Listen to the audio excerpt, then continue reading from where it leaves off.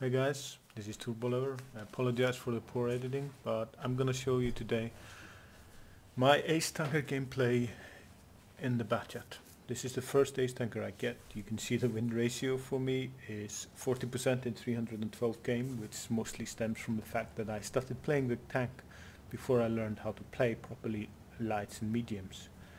And as such I suffered a great deal because I like the tank and I love playing it.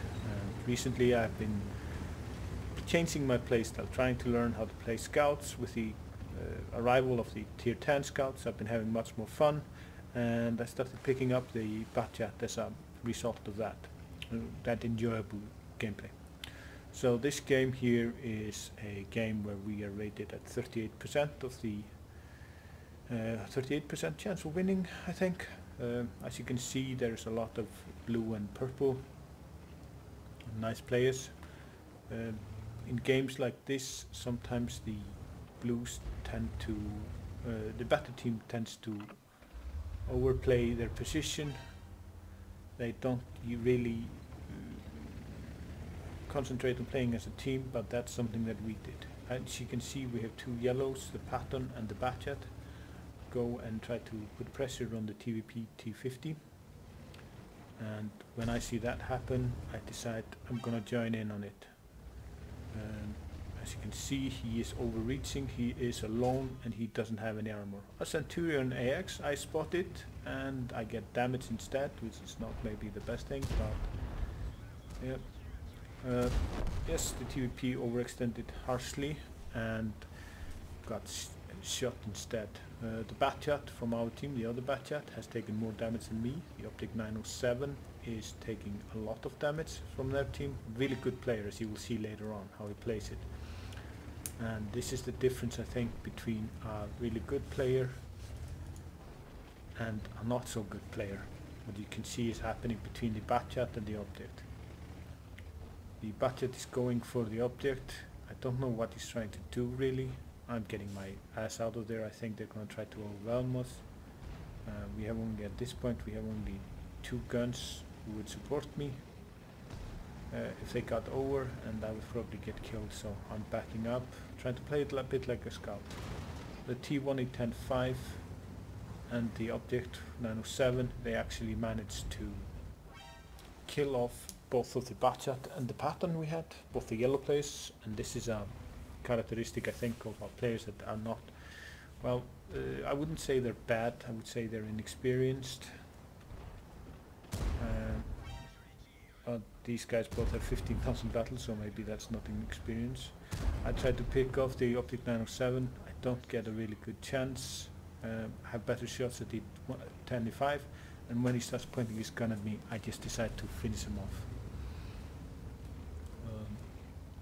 While I'm loading, I try to keep spotting. I do it carefully though, but as you can see, the reinforcement for the Object that should have come straight on in the beginning of the game. If they had come up, this would be a whole different ballgame.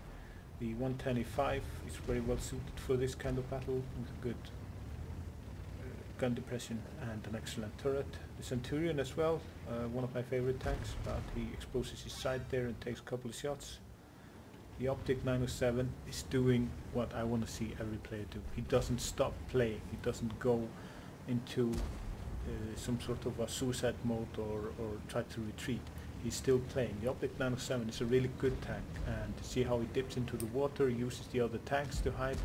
Everyone is trying to hunt him down because they know he is the best player on the team, but he is playing it very carefully. The other players are not as careful, and they start taking damage. I took their phone from the Leopard, get a shot into the Centurion.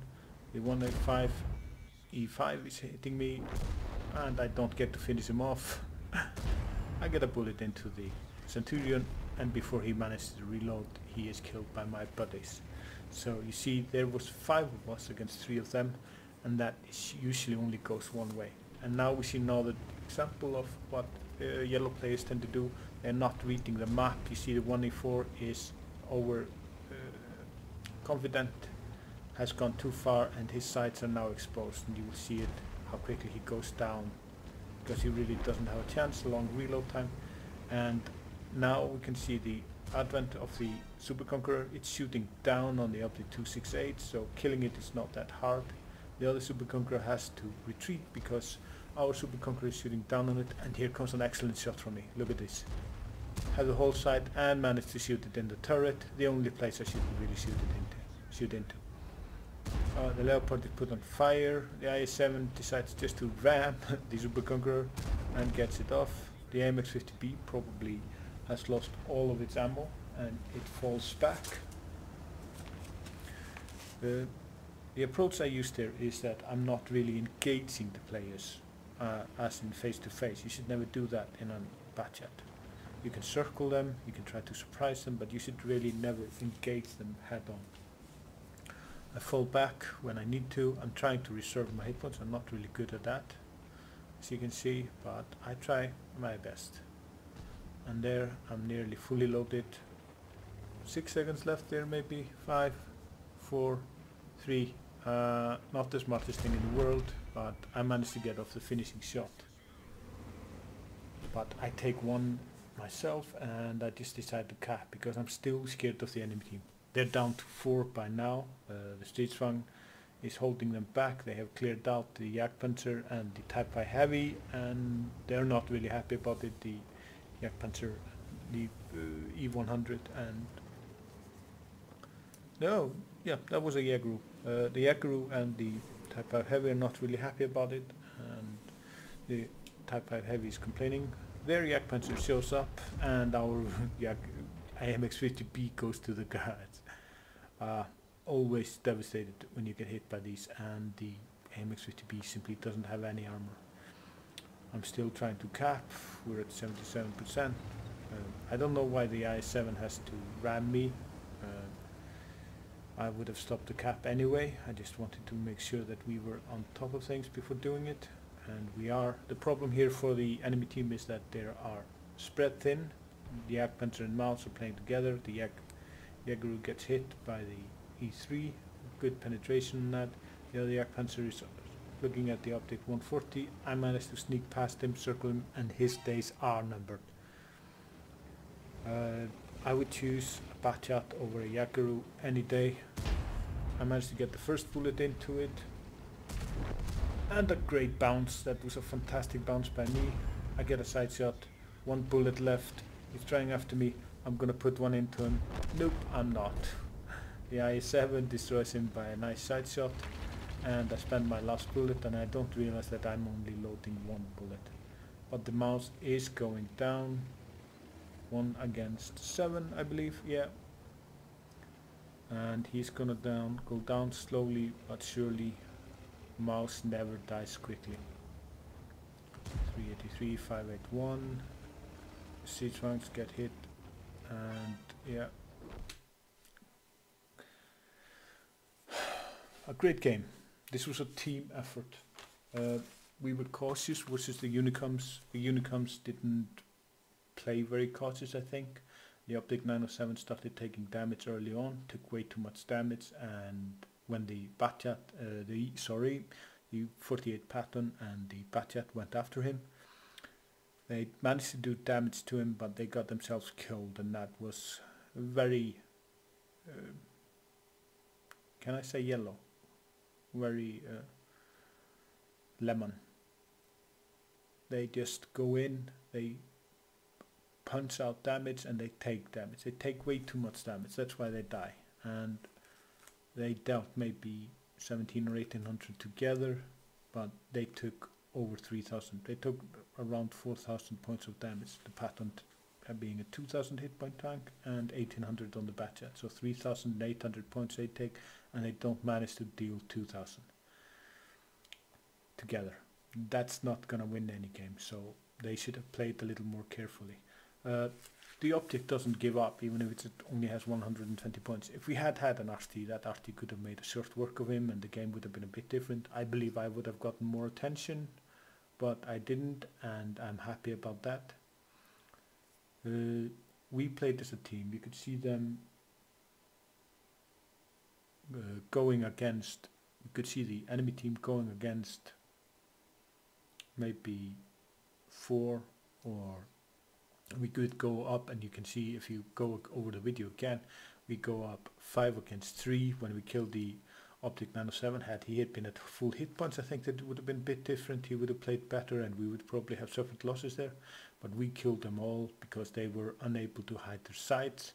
And even though the E5 is a good tank, the Centurion is a good tank, we managed to get in there and deal damage. The heavy tanks and the tank destroyers we lost there. We lost them.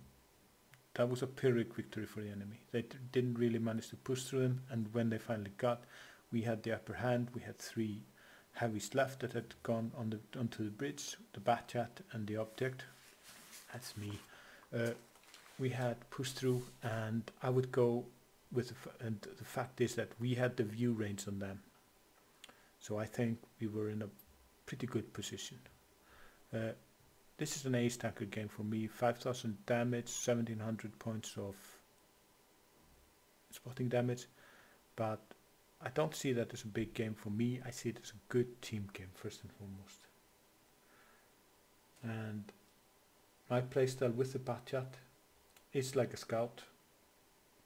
I do not focus on engaging the enemy. I use the magazine to finish off tanks that are injured, damaged I should say, and avoid taking damage myself. The best way to avoid taking damage is killing the others. Spot, I always try to spot because spot is good for you. Spot damage and spotting range of the Batchat ensure that others can fire upon them. If they fire unseen on the enemy, they are less likely to take damage by like, what, 95%. Anyways, this has been my first replay. I just wanted you to show you this game and chat a little about it. If you have any thoughts on it, please add comments. If you like it, give me a thumbs up. If you don't like it, give me a thumbs down. And please add a comment telling me why you do not like this replay. Thank you for your time.